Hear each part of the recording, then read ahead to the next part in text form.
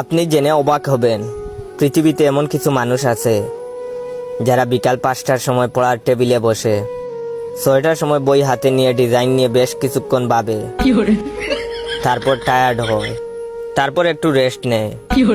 7টার সময় বইয়ের পাতা উল্টায়, উল্টাতেই মনে হয় একই, হাতের নখ এত বড় কেন।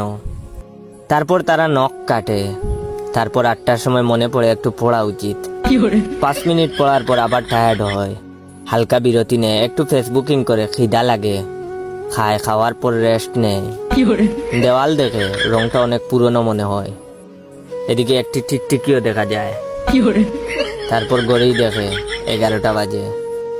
তারপর নিজের সাথে প্রমিস করে, কাল থেকে একদম পয়রা উল্টাইয়া ফেলামু।